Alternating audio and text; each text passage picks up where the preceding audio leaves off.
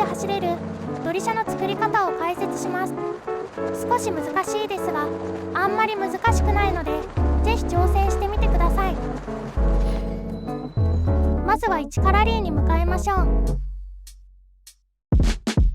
ここにある材料だけで作れます。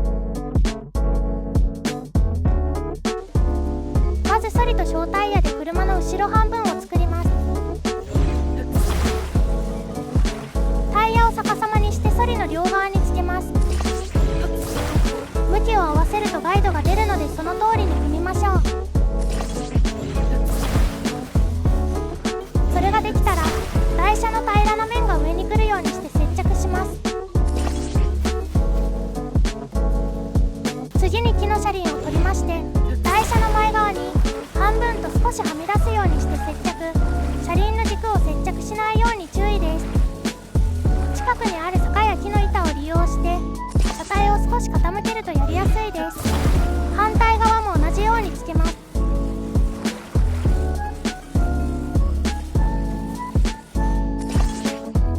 次はちょっと難しいです。タイヤのおでこの中心を木の車輪の軸部分に接着していきます。ご覧のようにかなり判定が厳しいです。コントローラーを机に置くとやりやすいかもしれません。うまくいっていればタイヤが回るようになっているはず。左側も同様に接着。小タイヤに木の車輪を接着します。ギリギリ下まで寄せましょう。判定がチカチカ切り替わるくらいギリギリで接着してやります。左も同様。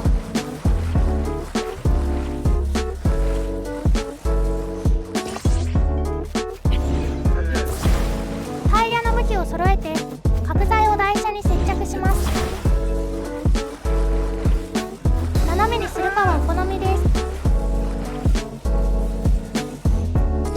最後に操縦桿をつけて完成です。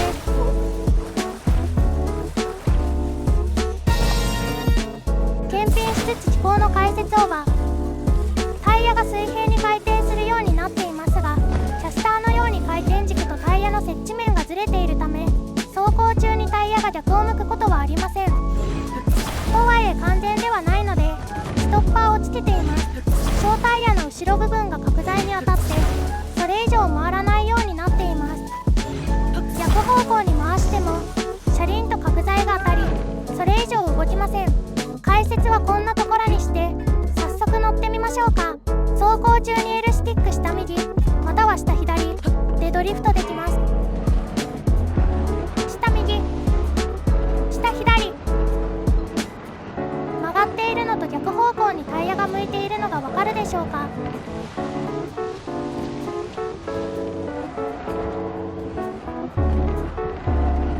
ストッパーの位置を変えればドリフト中の角度を変えることができます。少し外側につけてみます。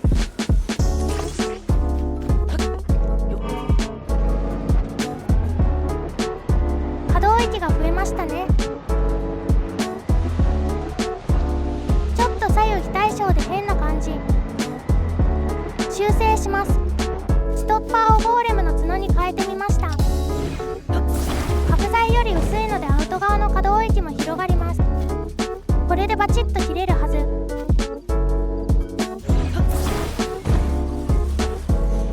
走らせてみましょう。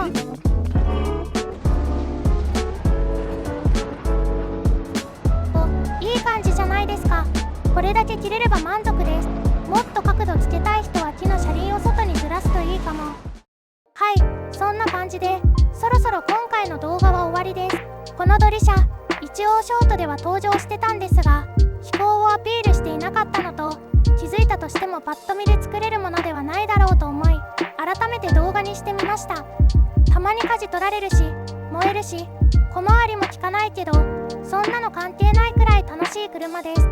皆さんも作って乗り回してくれたら嬉しいです。それでは。